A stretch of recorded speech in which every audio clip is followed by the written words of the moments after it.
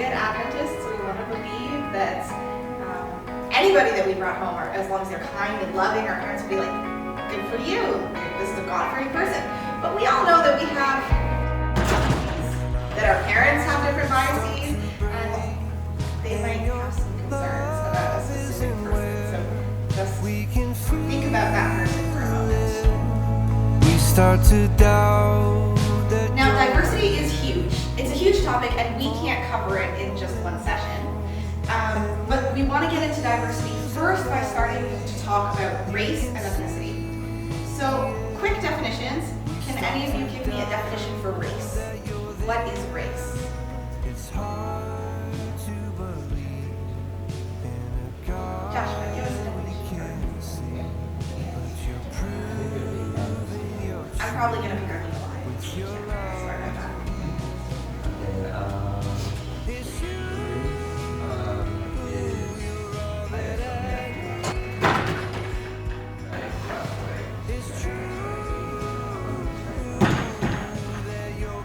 Go for it. I think race, I'm sorry to interrupt by the way. I think race can be, if anything, more defined by the color of your skin. And I think ethnicity is more the heritage of your background. Perfect. So thank you, Joshua. Thank you, Estrella. That's correct? Okay.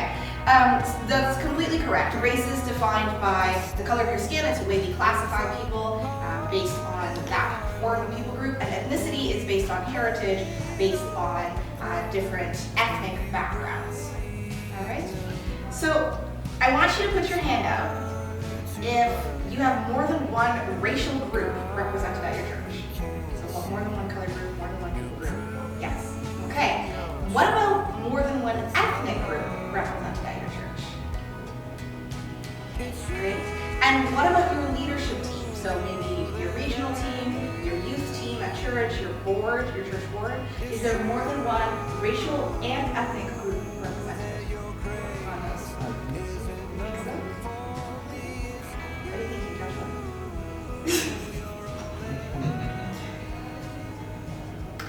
Now, what about your workplace? What's the racial and ethnic makeup of your workplace? Does anybody want to share? You don't have to raise your hand. Most of my coworkers are Hispanic. Some are fully non,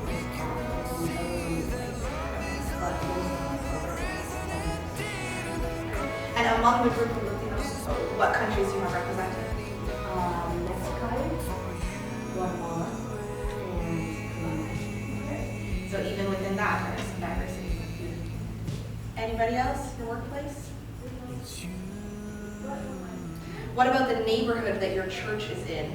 Does it differ or is it the same as the demographic of your church racially?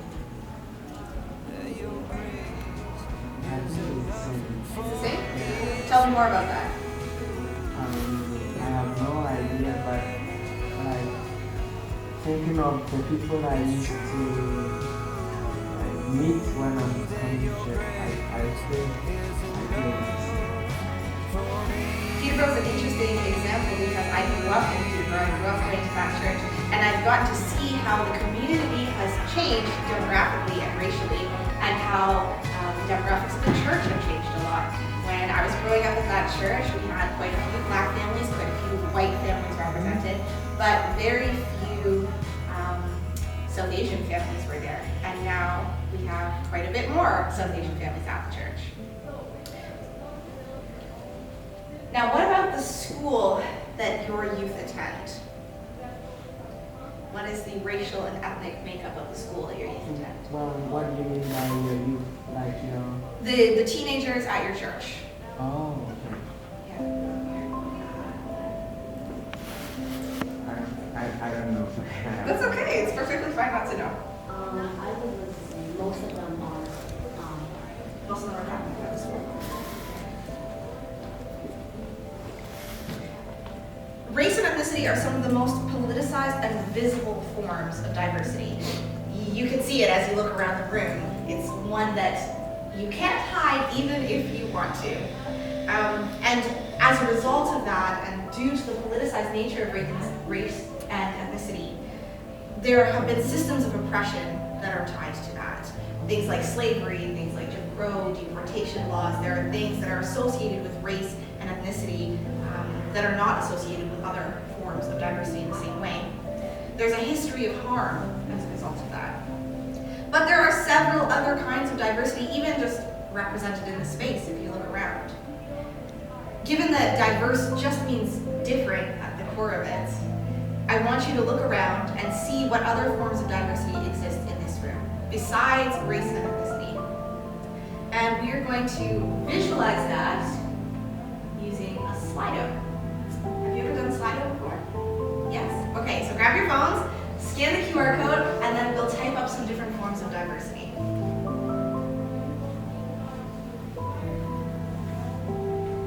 Where's your phone?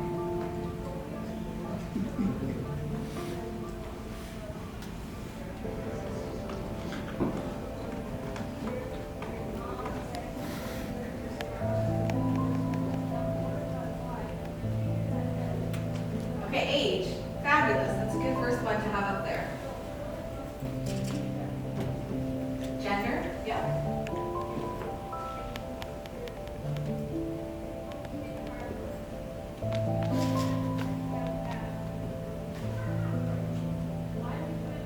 Education. Correct.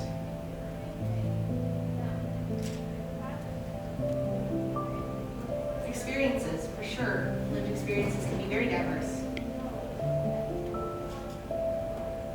Height, health.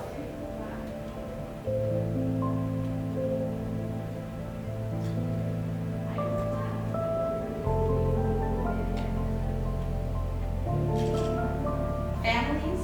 Okay. And families can be split into two. We can have the family of origin and the family that you create, the family that you choose. What other forms of diversity can we think of?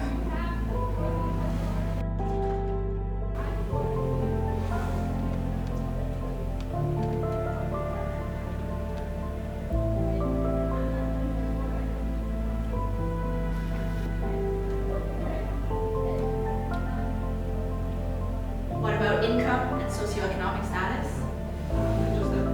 Perfect, thank you.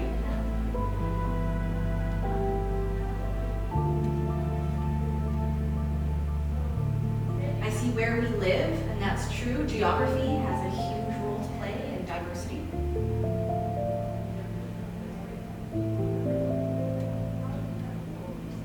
Body type, yeah. Language. I'm glad that that one came out. Language is a huge area of diversity.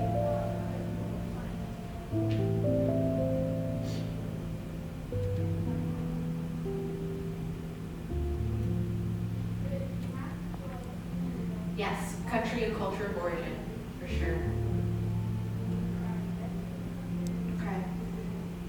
Each one of these factors exists individually, but none of them exists in isolation. They're each interconnected in very unique ways. I see one more person typing. There we go, marital status. That is a big one. Thank you for adding that. And not only do each of those identity factors have an interconnected nature to them, there are other societal forces that are at play. We have power, we have privilege, there are different biases, systems, and discriminations, interpersonal discriminations and societal discriminations that all play into how each one of those factors interacts in society. Let's talk for a second about socioeconomic status. We had that written there. Who's heard of classism? Anybody? Yeah? Okay. So if you have more money, does that put you on a spectrum of more power or less power in Canadian Ontario society? More power. If you have more money, you have more power in this space. What about if you are a citizen in Canada, you were born here, or you have your citizenship? Does that give you more or less power in Canadian society? More power.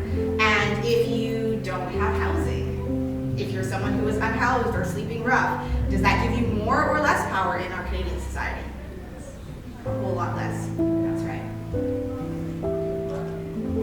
Because each of those dynamics doesn't exist in there's this interplay between them, and it has a name. We call it intersectionality. Now, this originally came from a researcher and professor named Kimberly Crenshaw. She was speaking about the experiences of Black women, and she was asking some difficult questions about what does it mean to be a woman, and what does it mean to be Black, and what does it mean to be both of those identities at the same time. How does that make somebody's experience more complex and perhaps more unique than someone else's experience?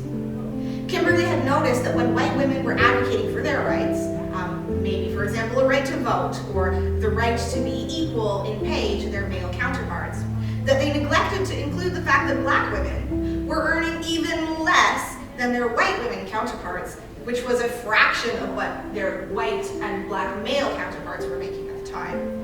But Kimberly also noticed that Black men, they were advocating for their social rights. Maybe they wanted the rights to own land, the rights to own property, to start their own businesses, to be CEOs. And they forgot that Black women were still being denied entrance into schools because of their womanhood and their Blackness. And so there's just this disconnect. And she said this quote that's on the screen, "While white women and men of color also experience discrimination, all too often their experiences are taken as the only point of departure for all conversations about discrimination. Being front and center in conversations about racism or sexism is a complicated privilege that is often hard to see." And so she was referring to the intersection between multiple identities. And that's true for Black women, but there are also many other incidences of intersectionality in our society. I want us to do a little bit of internal reflection here together. We're going to draw a visual representation of our own social location. So social location is like a map of your identity where you capture where you fall along the lines of each one of those identifiers that we were talking about earlier, each one of those diversities. So Jason is going to give you each a piece of paper, if I can find my papers, and something to color with. And while he does that, I will show you my social location visual representation, and we can use that as an example. So my name is Alvea, as you heard at the beginning. I have Black Caribbean heritage, but I also have white European heritage and some Hispanic roots. As a result, there have been times in my life where I've experienced the privilege of being closer to lightness to whiteness, of having lighter skin, of being integrated, for better or worse, into white spaces. But I also have had the constant reminder that there are still places in society where when you're opposite, you're Black means you're Black, and so people can see you as an outsider from that perspective. I have Canadian citizenship. I was born here, which has given me a lot of privilege in Canadian society. I'm female, cisgendered, and heterosexual, which means that in the ways that matter to our definition of normal in Canadian society, and especially in our religious community, I align with the norm, with the standard expectation.